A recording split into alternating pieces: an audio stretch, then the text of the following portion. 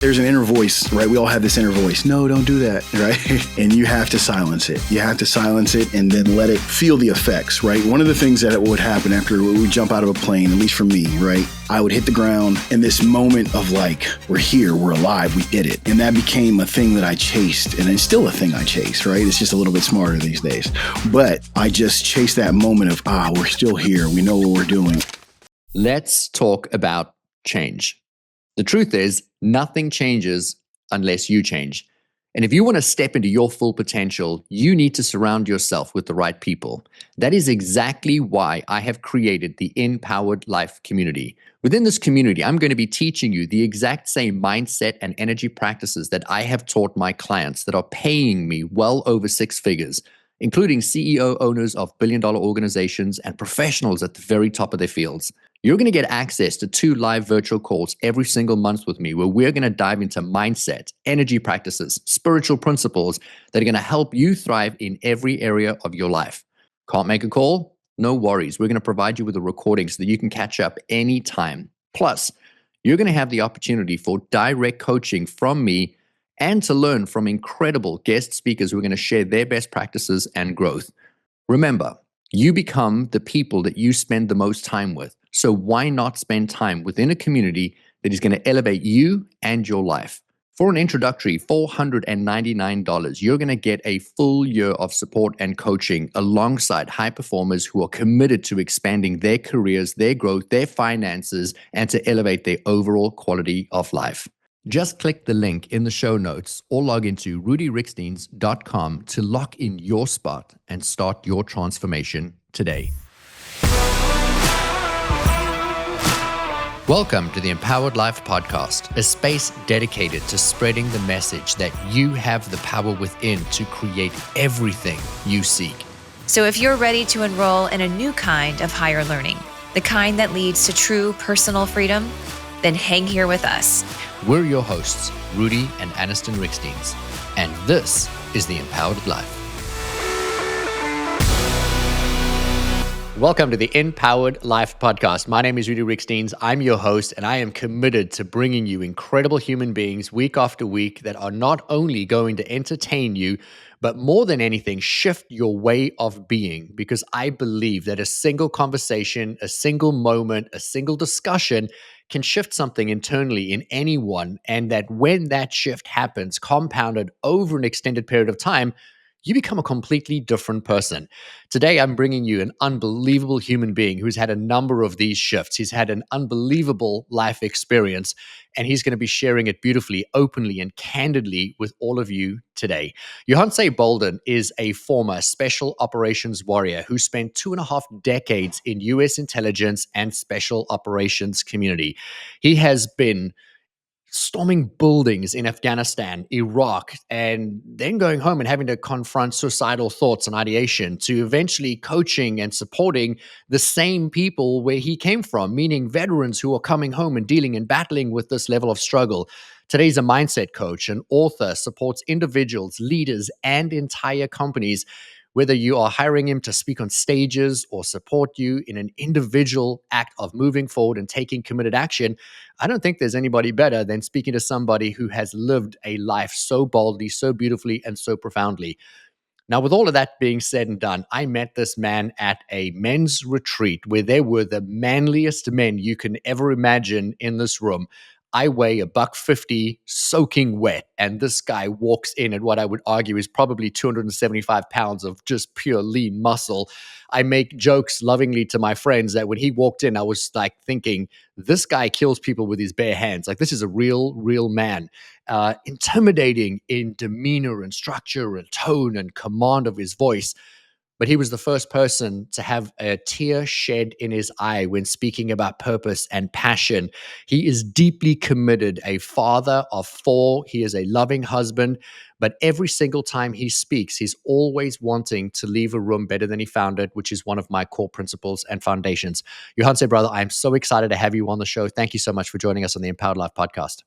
Thank you, man. And what a wonderful introduction. That was great. Man, it was wonderful meeting you. And I'm not joking when I say, when I first saw you, the thought was, holy shit, this is the most commanding man I have ever seen your stature, your demeanor, how you carry yourself. You are authoritative in just who you are. And I love so much that you're the first person to have a vulnerable moment and to support people to be able to do the same. I want to start that way. And I intentionally thought of the introduction today, bringing that in, because you work a lot with men who have had very difficult pasts, people who are wanting to create change in life, move forward. And there's so many parallels between special operations and the work that you did for over 20 years and how you are able to support people in moving forward today in their life. But I want to set the foundation a little bit, because there's a lot of people that are listening to this that they grew up watching TV shows or movies like Rambo and these tough guys that would go out and do things. And that became what we saw as young boys as that's a man, a guy that literally carries a knife the size of his leg and has this incredible marksmanship and is really tough and can overcome all these things. And so in my mind, that's what a real man should look like. That's what a man should be. What drove you to not just be a guy sitting on a couch watching movies like that, aspirationally wanting to be that guy, but to actually end up becoming that guy? Man, so 19-year-old me would tell you adventure, right? That's what he would say. And there's a lot of truth to that. I grew up reading adventure books, Call of the Wild, Hatchet, all those things. And I have an adventurous father. My dad was a cowboy, right? A legit cowboy, and Vietnam veteran, whole nine. But 43-year-old me would tell you it was a search for brothers. And I didn't know that. Right. And so one of the things that I've come to realize and just know is that a lot of what I wanted in life had to do with two things. I wanted to have brothers, an adventure, and a purpose. And that's what it was all about. And that's what it was all for. I read the book Tom Clancy, Special Forces by Tom Clancy. And upon reading the book, I was like, this is it. This is what I want to do. I drank all the Kool-Aid, man. I knew all the what the purpose was, why we were doing it, and everything else. But then when I really boil it down, and it's a hallmark of the special operations community, no matter where you are, I put my brothers first and myself in support of them, in support of the team, in support of the mission, in support of whatever you have. And so, that's what it was, man. That's what drove me. That's what, I wanted to be better, different. I wanted challenges. And then, and I think I've said this to you before, but if I haven't, one of the things I love in life are unreasonable pursuits. It's the unreasonable life is what we call it. Right. And so everything I've ever liked, every book I've ever read, every, challenge or thing I'm interested in is about something unreasonable. Someone says, you can't do that. You shouldn't do it. It's not a good idea. Don't go that fast. Don't go that high. And I'm interested. And even more so, I think the very last kind of piece is I saw this movie, a really obscure movie when I was 18, 19 years old. And the tagline in the movie was, do what scares you. And it just changed a thing in me, where that became kind of the calling card for the next 20 years, where if I felt something scary, it was like, oh, we have to challenge this, meet it, and face it. Because I'll tell you, man, the kid that I was growing up, nobody predicted this. And my sister talks about it all the time. She's like, we didn't know that this was who you were going to become. Scared of everything, all of that. But then it just became one of these things. Well, I'm scared of it. Let's face it. I'm scared of it. Let's face it. I'm scared of it. Let's face it. And so that's how we got there, man. I wanted to ask you before we hit record, meaning I had the question before we hit record. I wanted to ask you, what was your greatest takeaway from being in special operations for so long? And I think that I want to filter that through what you just said. Being fearful of something, I believe, and I've spoken about this on the podcast openly for years, on the other side of fear is freedom. I think that fear is there to show you what you need to work through, and that when you work through that is all the joy, the exhilaration, the freedom of what you've ever wanted. And we so often come up against that fear, and then we recoil, or we procrastinate, or we shrivel and shrink. You said, I grew up as somebody who was scared of everything, and then you pushed through it and became arguably the manliest man. And so I would love to know, through that lens of when you addressed fear and pushing through the fear, what would you say would be the greatest gift that you got in 20 years of being in the intelligence community and special operations? Um, when it comes to fear specifically, it's just that, and I wish I had a more poetic way to say it, but it's face it. It's face it. It's reps. It's taking time. It's there's an inner voice, right? We all have this inner voice. No, don't do that, right? And you have to silence it. You have to silence it and then let it feel the effects, right? One of the things that would happen after we jump out of a plane, at least for me, right? I would hit the ground and this moment of like, we're here, we're alive, we did it. And that became a thing that I chased, and it's still a thing I chase, right? It's just a little bit smarter these days. But I just chase that moment of, we're still here. We know what we're doing. And I can tell you this is the other thing I think is a hallmark of that community that we don't talk about. It's risk mitigation. It's practice, training, and risk mitigation. I'm going to do something dangerous. I'm going to make it as safe as possible. It's still dangerous, but I'm going to make it as safe as possible. And I think you see this in any place or career or where there's a high level of danger, right? I went and dove with sharks in Hawaii with Ocean Ramsey, and it's one of those things where you're freaking out because you're like, these are sharks. You don't do this. And she's like, oh, this is just what you do. And then you realize, oh, she's doing the same thing. She's mitigating risk to the best of her ability. And then you step forward. You mitigate the risks some more, you step forward, right? You can't cancel it out. It's no such thing. And so you just have to move forward through that risk and through that change. And that's all it is. And I think that, that's exactly what you say, man. There's so much freedom on the other side of that. Like when you're afraid of, let's say, animals or bugs or something, there's a whole world out there that you're missing, right? You're afraid of the ocean. There's a whole world out there that you're missing. And that doesn't even talk about the lessons, the beauty, all of the things that you get from it. And then, and just to say it early, like I'm a huge believer, big time foodie, right? So, but life to me is agrodolce. There is no sweet without bitter. And so I think fear is the exact same way. That thing, but you have to register it. And I think the last thing with men specifically, men often counter their fear, right? Or curve it, right? I'll be like, oh, you're afraid of that. No, I'm not afraid of it. I just don't like it. And it's like, no, you're afraid of it. And it's okay. It's okay. Here's how we get to be not afraid of this. We have to do this in small increments. And I think one of the best things I've ever heard, and I don't remember where I heard it, is you don't get less afraid, you get more brave. Right. So the same things, you're going to be afraid of them forever, but you just get more brave. You start realizing like, oh, I can cross this line. And it gets easier to cross the line every time. It's still there though. And then if you don't cross the line for a while, and this just recently happened to me, I hadn't done anything with heights in a long time. I hadn't felt that like pang of fear. Went and climbed up a mountain, 14,000 feet, looked over the edge, and I felt it. And I was like, ooh, guess what we needed to do more of?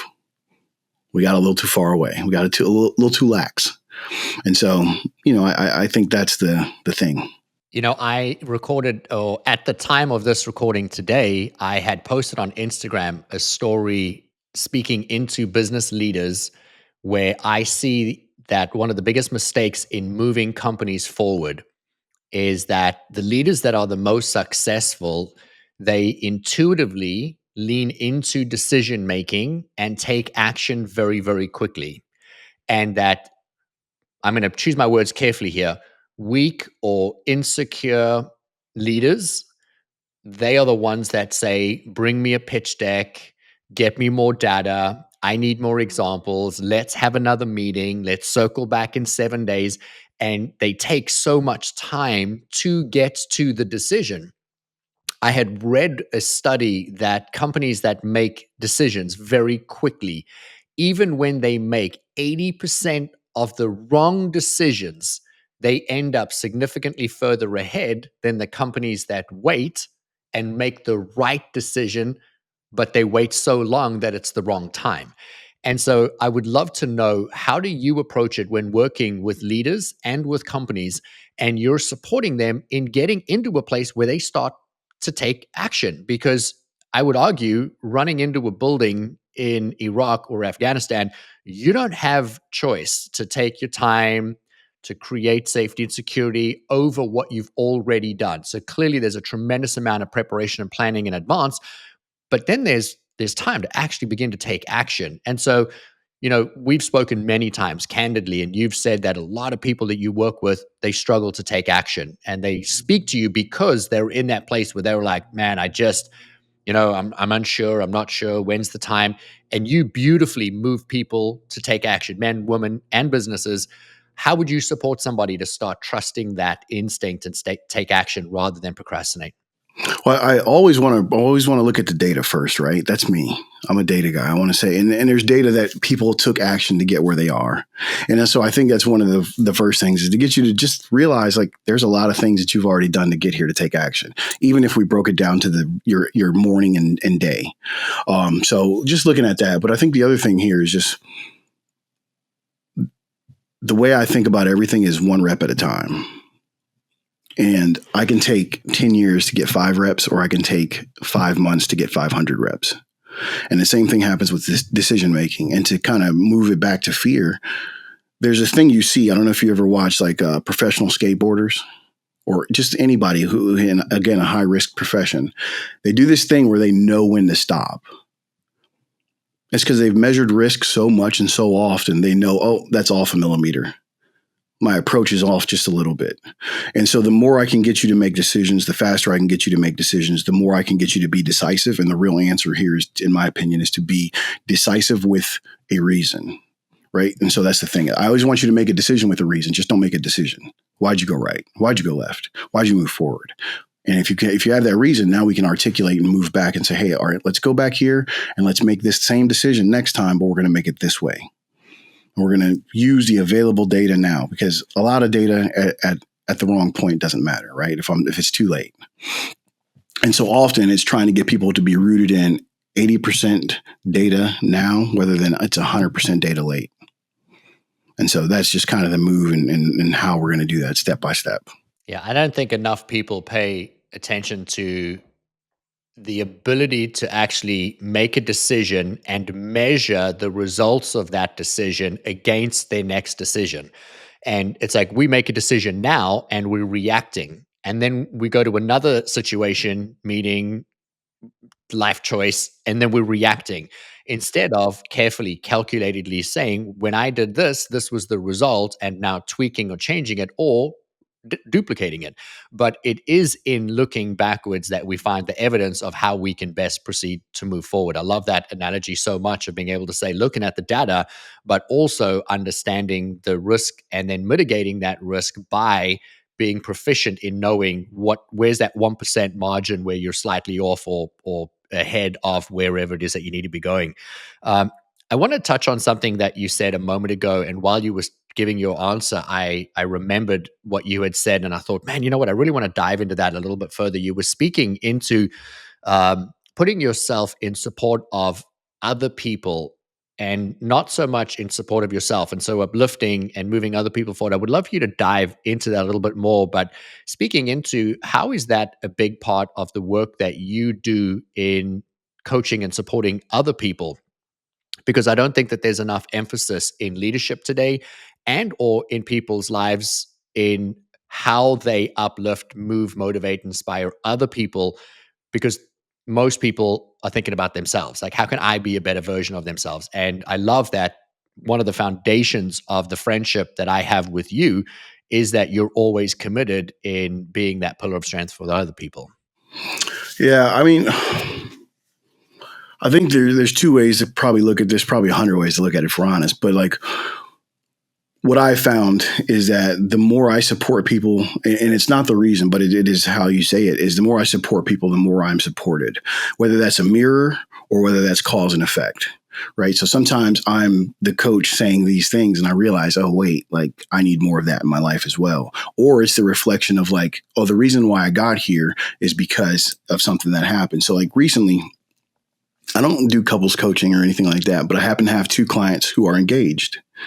And so they had a big tiff and a big argument, a big thing happened. So we were talking about it together. And I was like, hey guys, I don't do couples coaching, but we'll take this on one time. And so they come over to the house and we're chit chatting and we're talking about everything. And what kind of happens is I realize as I'm giving this guy advice and everything else is this is a mirror. And the reason why I have this advice to give him is because of my father. I got to model my relationships and my patterns after my father, and he didn't. And so it's one of those things. So being able to uplift people is also one of those things where it's like, this is a lot of times, this is a mirror for me.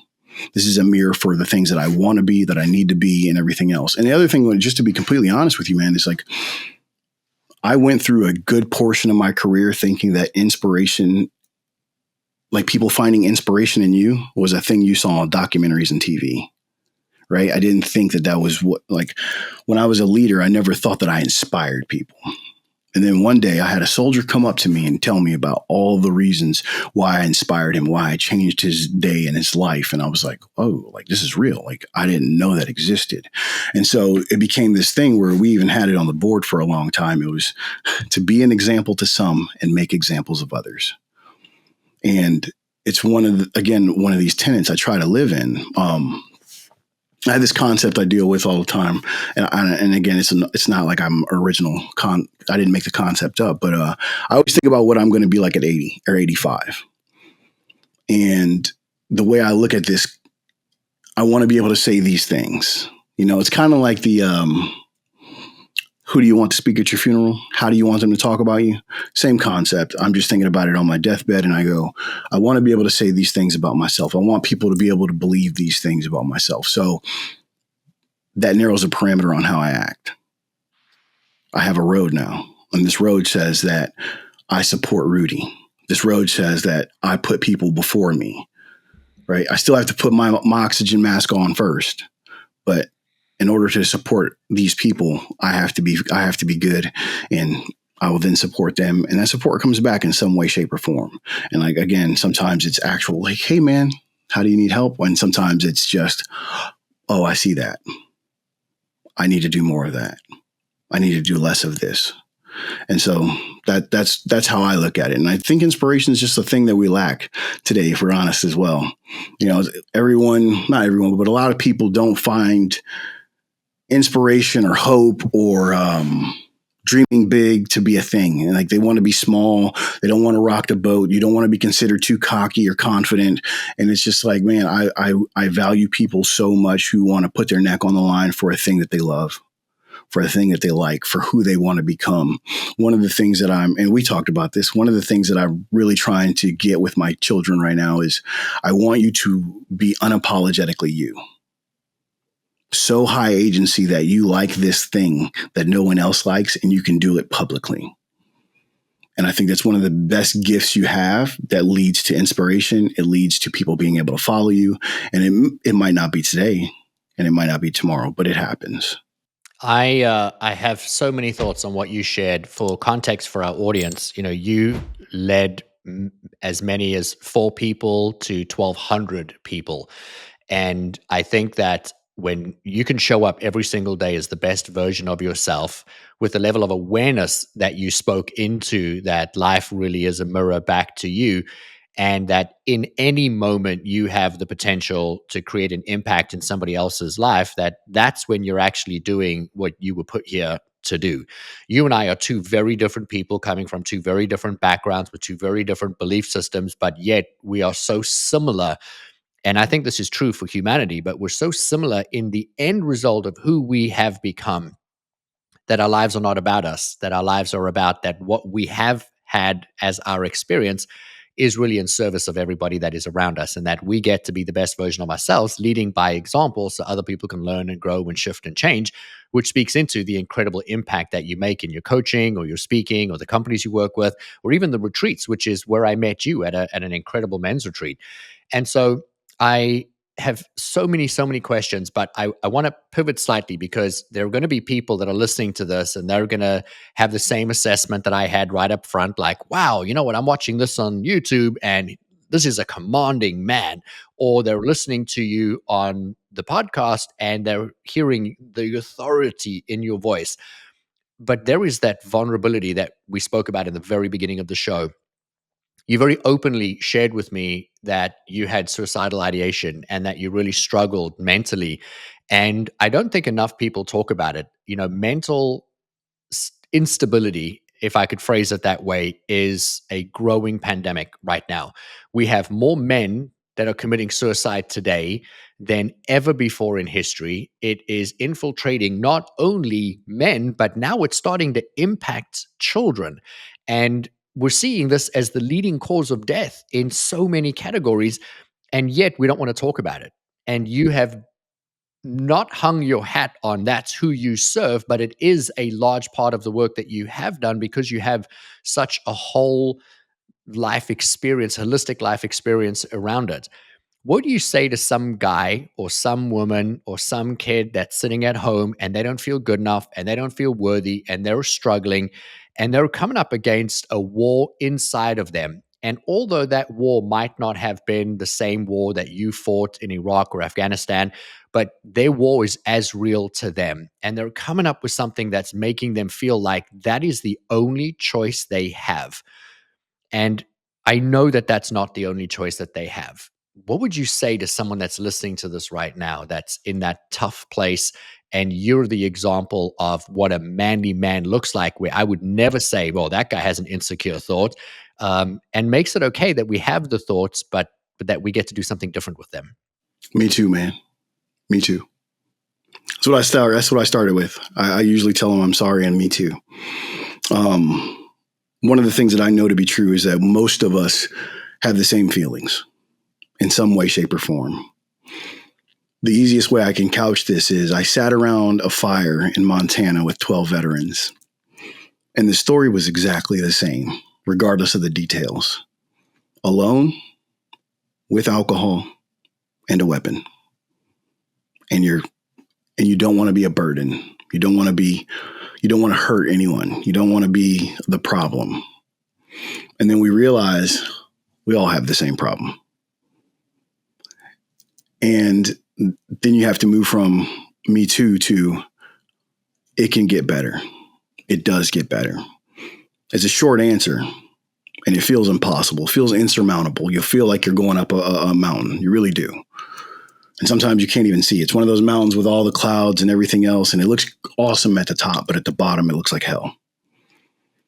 And so one of the things I often get into with guys, not right away, but is like, we have to make this life as romantic as possible. And it sounds like a crazy notion, right? When you're sad and you're depressed and you don't want to, you're just having a hard time. And it's not a hard time you're used to. But one of the things that I got real rooted in real fast was, how do I fall in love with my life every day? I have to find one thing to love, one thing to like. And some days it's hard and you got to find one word and go to bed early. Sometimes you got to do everything you can to exhaust yourself and go to bed early. And the practical is you just make your world as small as possible. Some days you don't get to think about 5 years down the road. Some days you got to make it meal to meal, lunch to lunch, step to step. On the worst ones, you got to make it step to step. But if you can do that and you put together enough choices, friends, opportunities, all the things, life changes. This is funny. I haven't talked about this in a while. I was sitting around at another men's retreat. I was helping facilitate, and my phone goes off, and I look down, and it's Google Photos memory, or whatever. And it's a picture from the day where I wanted to commit suicide, where I was going to commit suicide. Not wanted to, I was going to, prepared to, everything else. And it's a picture from that day, and it stopped me dead in my tracks because it was the first time in 2 years I thought about it. So I say that to say, like, 2017, 2018, 2016, I never thought I'd be here. I thought I'd be a tombstone somewhere. And I remember it stopped me in my tracks, and I was talking and I was trying to get it out. And my friend, God bless him, he looks at me, he says, "Say it again." And I was like, I'm having such an amazing life. I forgot the day I was going to die. And it was like one of those things where it's like, oh my goodness, dude, like what was impossible is now right in front of you. Not only is it right in front of you, you're doing it. And that's still the thing that I'm on right now. That's actually how I got the title for the book. But yeah, it's one of those things, man. Like you don't think it's possible, and you have to be rooted in being short-sighted. And there's just a lot of like really small steps and habits you have to make and take, but they're all possible. They're all doable. It just doesn't feel like it. And you've probably isolated yourself. And I think that's the biggest one, man. Also, if we're just being honest, like in general, I think that's a hallmark of today's society. Lone wolf, alpha male, you name it, right? Like we live lives through screens. And I am not a detractor from social media or technology. I'm a big fan that these are tools. And so use tools appropriately, right? Fire will burn you or it'll cook your meals. And it's the same thing for social media and being sad, right? It's the same thing for music. I'm a music lover. I'm an art lover. I surround myself with beautiful art and beautiful pictures and beautiful music because it feels that way. But when we get sad, what do? I'll listen to the saddest song possible. You know, I don't drink alcohol for a reason. Not that there's a problem with alcohol, right? I'm not alcohol free either. I'll be that.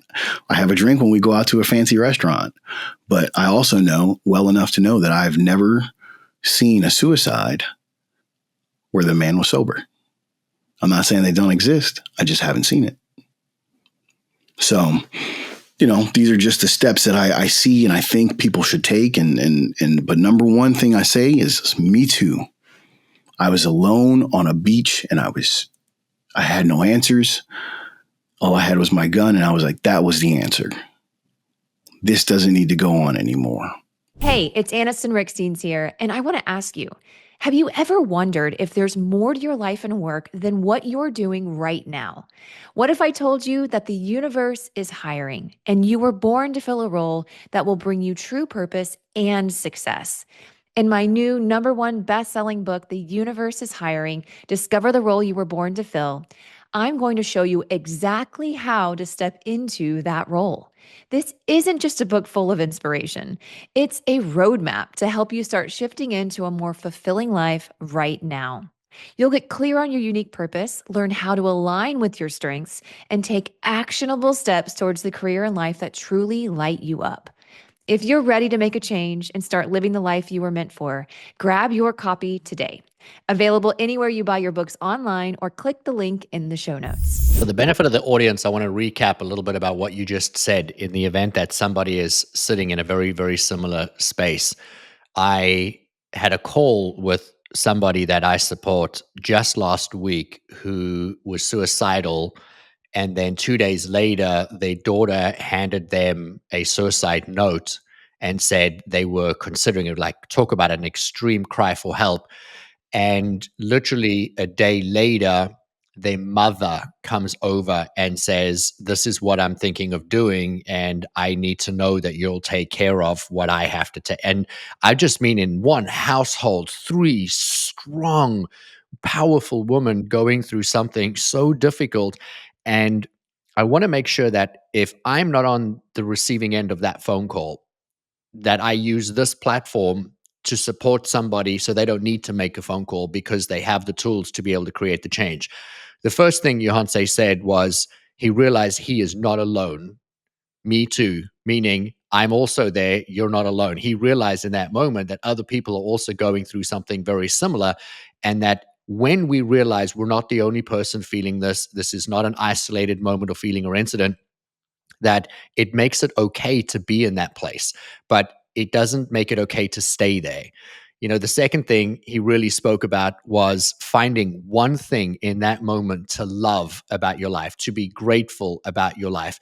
I have had some very dark times in my life where the closest thing that I could be grateful for was having a carpet to put my feet on every day when I got out of bed. And I know that sounds so stupid, but when I put my feet on that carpet, I was like, I'm just so grateful. This is warm. This is soft. This is loving. This is nurturing. And I would run my toes in the carpet. And that would be how I would start my day. And then I would pray. Then I would intention. Then I would get dressed. But I took a moment to just be grateful that my feet were touching a carpet. The carpet was warm and that I was safe, because I didn't come from an environment where it was very safe. And so, without going into that rabbit hole, it was just profoundly changing to find something to be grateful for and to love, and then to stack the evidence of that. And then another thing that Johannes shared was that it's taking small steps. Sometimes you're not trying to win the race, you're just trying to win the next step. And you're stringing steps together, and then obviously finding community. You also mentioned the power of being clear of mind. I don't drink alcohol today. I've never had a drinking problem, but I've been clear of alcohol for 3 years. I've never been healthier. I've never been stronger. I've never been, more mentally sharp. I've never slept better. I also have never made more money. And I think there's a correlation to all these things when you start putting a stake in the sand for your health, for your well-being, and for who you're going to be when you're 85 or 103. For somebody that's listening to this episode right now, there are so many steps in what he just shared that could support you in creating that profound shift in being the person that you want to be. But the most powerful thing that I think Johannes has shared today, and it came at the very beginning of today's episode, was that he's always in service of other people. He's always wanting to uplift, inspire, push, move, or motivate somebody else. And I'm going to tell you now, one of the fastest ways to get yourself out of a state of feeling like you've got nothing else to live for is live for someone else. Sometimes it can't even be you in that moment. And it's doing something in service of somebody else will lift you up and out of the place where you are in and where you are at. Johannes, I think you're a beautiful man. I love how beautifully you show up and pour into people. It truly is an honor and a privilege just to have some time with you today and to dig deeper into your mind. I know that you are an unbelievable family man. You are so deeply committed to your children. For the benefit of the audience, you and I were having a conversation last Sunday, and you were just talking about your kids going back to school and how scary that is. And just as a dad, and we were just relating. I know that your father played a powerful role in your life, and I would love to speak into that a little bit, because we also have mothers and fathers that are listening, and sometimes we think that our role is simply to make sure our kids have food and clothes and that they're safe. Your father taught you not to be smart, but to be wise. And I would love for you to speak into a little bit about what was that lesson that you gained, and how do you bring that into the stewardship of you being a father today? And if we could take that lesson, how could we apply that into our lives with our children? Oh, man. One, my dad's just amazing. One, my mom and my dad are amazing. So say that just to be clear. But my dad he was a neighborhood dad, right? My dad's the guy that if you didn't have a dad, you got one now, right? Teaching kids how to tie ties, the whole nine. So anyways, my dad's also one of those old school wisdom guys. He just happens to say things and just moves on like nothing happened. And one of the things he always, though, repetitively told me is he said, Hanse, he was like, a lot of people are smart, means they learn from their own mistakes. But wise men learn from others' mistakes. And so it's been a hallmark in what I try to do and what I try to say and what I try to teach my children, myself, and everything else is that there's a reason why there's a library filled with books. There's a reason why there's podcasts and you carry around a phone with all the information of forever. You can learn from others. You don't have to make these mistakes. You don't have to rush into this building without knowledge. You don't have to rush into this building without practice. And so that's one of the things I try to give my kids, man. I try to do that very, very, very organically. So we put kids in martial arts early. I didn't put my kids in martial arts because I wanted them to be fighters. I put my kids in martial arts so they would fail their first test. And then when they failed the first test, I looked at Miles, my youngest boy, and I said, "What'd you learn?" And he was like, "I don't know." I said, "Did you practice this week?" And he says, "No." "Maybe you should practice, bud." This kid practices like his life depends on it now. This is 8 years later. I don't have to tell him to practice. He doesn't want to fail. And I just try to impress upon him these little things through that message. And just like we said in the beginning, I want high agency responsible kids who know who they are, who know when they're not responsible, who know exactly who they are. And I give them the gift of that right there. Just be you. I'm going to love you no matter what. And that's what I tell my kids. Like, I'm going to love you no matter what, man. But I have to know how to love you. And so that comes with me just letting them do. And then, hey, here's the wise choice. Here's how I see it. Here's King for it. I also don't know. Dad don't know everything. I try to. And I will help you. I will guide you. I will mentor you. And then sometimes I just have to be dad too. That's the other lesson I learned from my oldest girl. Dad, I don't need a coach today. I need dad. And so I think that's the main one. And the offshoot is, and I think if you zoom out, this actually means a lot. Stop trying to make happy kids happier. It's one of the biggest lessons I learned. And I think that's a wise thing. We all see the kid playing in mud and he's having a good old time. And you just want to come over and be like, well, maybe you should play over here. No, he's good. Let him do it. And I think those are kind of the lessons I learned, and just being yourself. My dad he's 80 now. We live in Northern Virginia. There are no cowboys here. He still wears his cowboy hat. He's as high agency as it gets. He does what he wants when he wants, and he's content about it. And so I think that's the thing, man. You find the lesson, you look to the lesson, you apply the lesson. You fall a little short, rinse, wash, repeat, do it again. And being okay with that. I want to ask you, you've used the word high agency 3 times in 3 different contexts today. And so I would like to know, what does high agency mean to you, not as the special operations man, but as a human being? Means being able to be yourself, being able to solve problems, being able to operate in a way that, as I said in the beginning, right? Like, this is unpopular, but I like it anyways. Being able to know that you're in a hole and you can fashion a way out of it, right? Being able to make a spoon and you don't have one. That's high agency. Being able to find out how to, it's like we were talking about, like you're sad, you're depressed, you're whatever. And instead of just resting on your laurels in that depression and that sadness or that problem or puzzle that you have, I can create a way out of this. It's ingenuity, but ingenuity of your spirit and your mentality. Being able to come up with things and be creative about it and be okay with it. I think that's what it is. It's what I look for in people. Did you have a weird hobby? Do you like these things? And can you do it in the face of people? I think it's important. I like weird things and I dig this, and okay, what else? I love that you learned that from your dad, still wearing his cowboy hat today. I can literally conjure the image of your dad walking around, West Virginia with a cowboy hat on. I wanted to add a story to what you just shared. Last night I was sitting on the couch, and we don't watch a lot of TV in our household, but we every now and again we'll grab our kids. I've got an 11-year-old son, a 10-year-old daughter. My wife and I will sit down and we'll watch a show together. And it'll just be our time. We like a ridiculous Brady Bunch family. We're holding hands and we're just loving life. And I was sitting there last night and I felt so depressed. And now I need to be very clear when I say this. I am not a depressed man. I'm not in a depressive state. I have absolutely no evidence in my external environment to be depressed.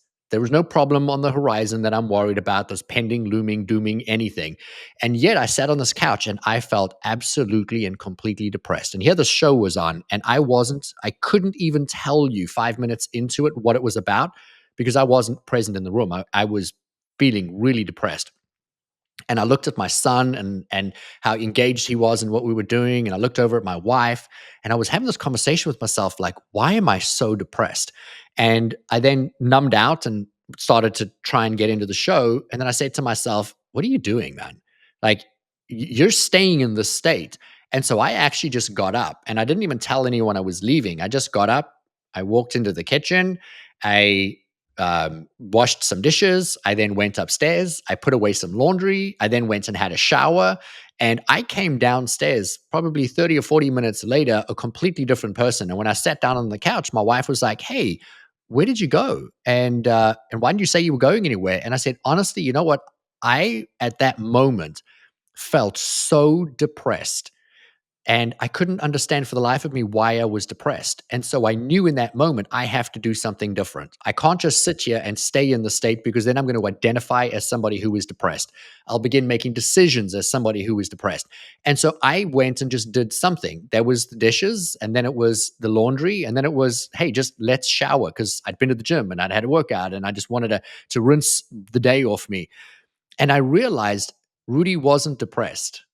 Rudi was absolutely exhausted. I have, in the last 2 days, done 3 major keynotes. I was absolutely spent emotionally, mentally, physically drained. And I was processing that as depression. And the reason I share this is because you touched on something so beautiful, that so many people identify with the emotion that they're at. They think it's a singular emotion, and then they live in that state. I've heard you speak before about the difference between men and women, and women have a gamut of emotion, and the average man has like 4 emotions. It's like, I forget what you said. It's Yeah. Anger, jealousy, sadness, and that's it. And happy, that's it.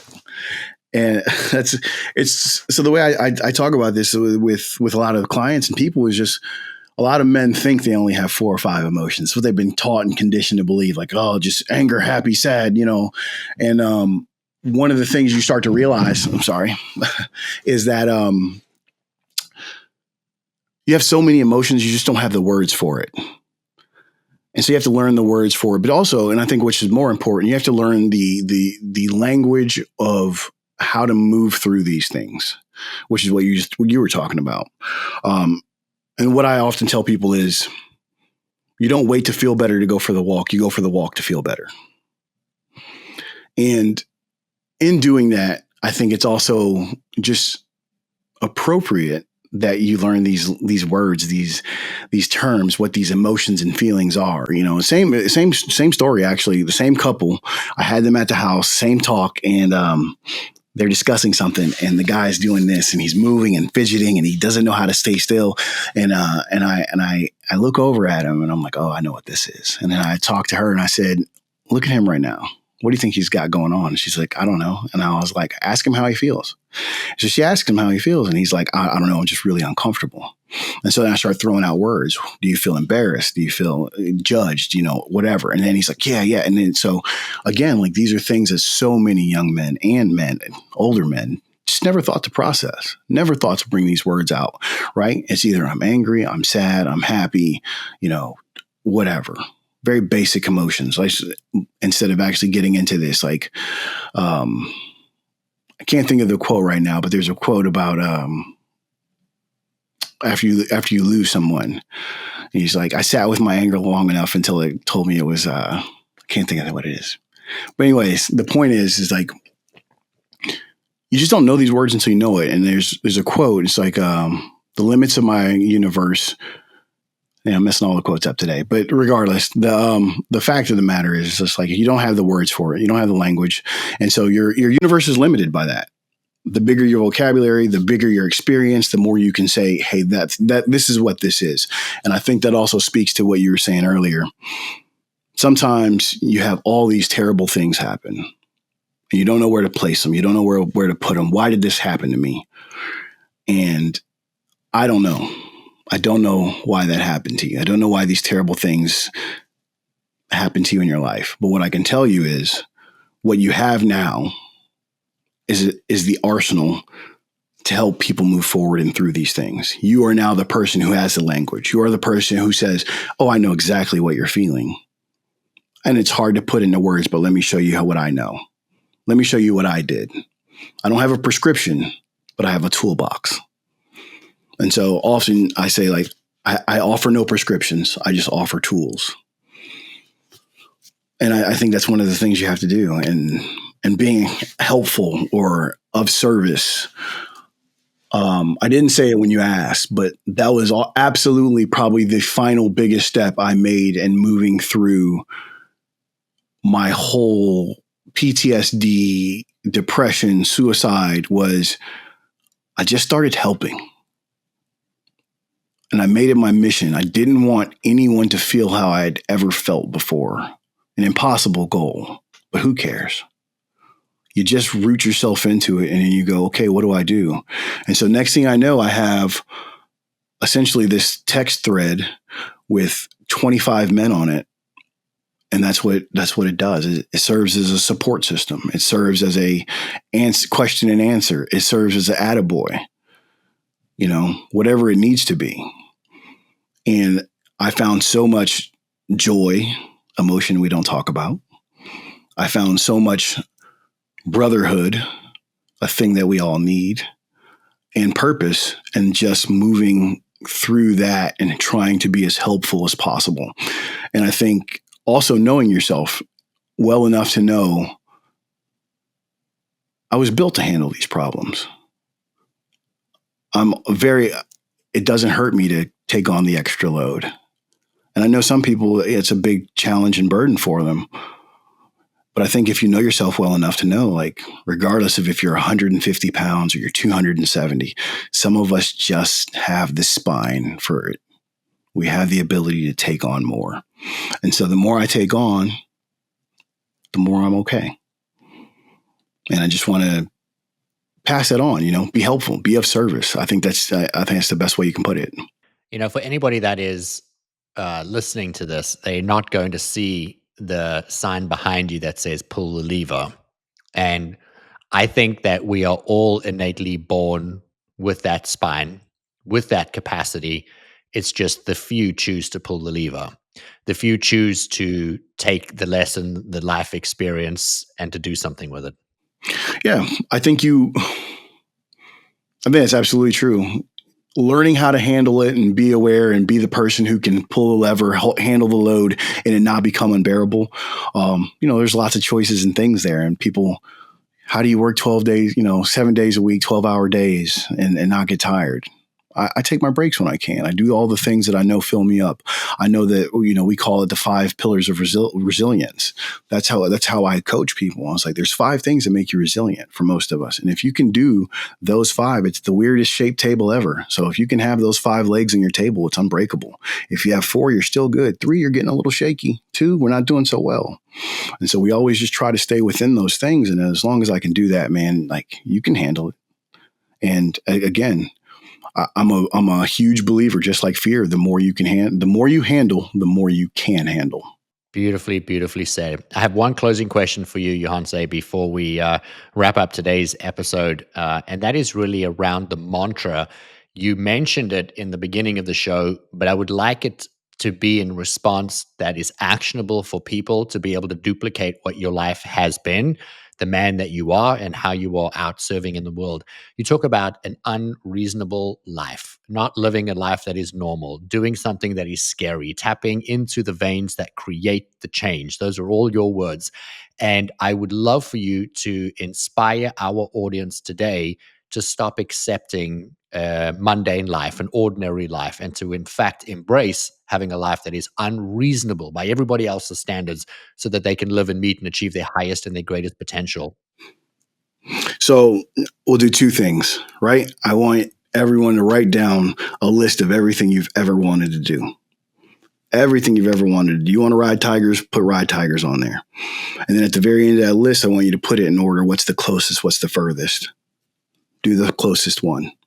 The one that's achievable that day. The second thing is do something out of the ordinary that you want to do that you've been putting off and saying you wanted to do it. There's that cafe down the street. There's that bar you've never been to. There's that restaurant. There's a person you've never spoken to. There's a question you want answered. Do it. Do it today. Don't wait. Don't hesitate. Don't go through all the 50 questions you're going to ask yourself. Just do it. Take a different route to work today. Get lost. Be okay with being lost. Be okay with the thing. I heard once the difference between an ordeal and an adventure is your attitude. And I think that's all we're talking about here. Go do something scary, commit to it, rinse, wash, repeat. It'll get less scary every time. But you can take that small step today. Rank order them. Do the scary one, move to the next one, move to the next one. And it doesn't have to be for anybody else but you. If no one else understands it, good. It's even better. For the benefit of the audience, when you've pushed through that thing that is so scary and you come out on the other side, I guarantee you're going to turn around and say, it wasn't that bad. Oh, yeah. Every time. Every time. Every time. Every time. I had a small one, but it was huge for me. I didn't want to identify as a writer. I'm trying to write. I'm trying to write. Right. And then one day I realized, I was like, you're doing it yourself. I was like, no, you're a writer. This is what you do. This is what you do. So it doesn't have to always be physical. It doesn't always have to be some in the gym or whatever. Some of us have a vast difference in what scares us. Some people are completely okay in the gym and some people are terrified on stage. So sometimes it's getting in front of a group of people. And other times it's just telling your spouse, like, here's how I feel. Here's what I think. Oh, beautiful words to close out today's episode. Johannes, thank you so much for joining us on the Empowered Life podcast today. I'm going to urge our audience to follow you. We're going to put your Instagram link handle into the show notes so that people can just learn all about you. I love your organic way of communicating. When I watch your videos, it's like you're speaking to me. You're just having a conversation and you pick up the conversation from where you left off the last one, almost like you had a thought. And you're like, oh, hey, I was thinking about, and then you just carry on into the next. And so I can actually find I'm watching 2 or 3 in a row, and it feels like it's an extension of a previous conversation that we were having.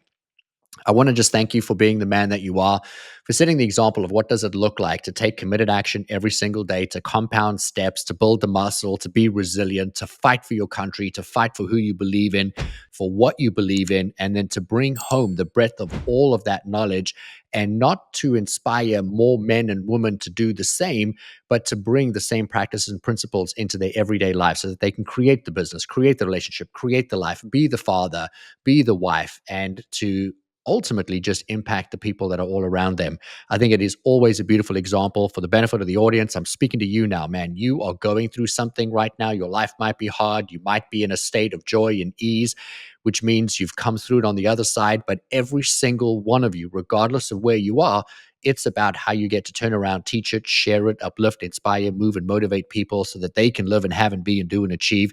The meaning of life is to gain the vantage point, to have the experience, to get the cheat code, and then to help other people move through it and lessen the time and the pain. I love you guys so freaking much, and I'm excited to catch you in the next episode of the Empowered Life Podcast. If you enjoyed this episode, please subscribe so you don't miss out on future content. And we would love your support in leaving us a review wherever you listen to your podcasts. Make sure to check the show notes for more information on how you can find us online and on Instagram. Now go create an amazing day for yourself, and we'll see you again soon.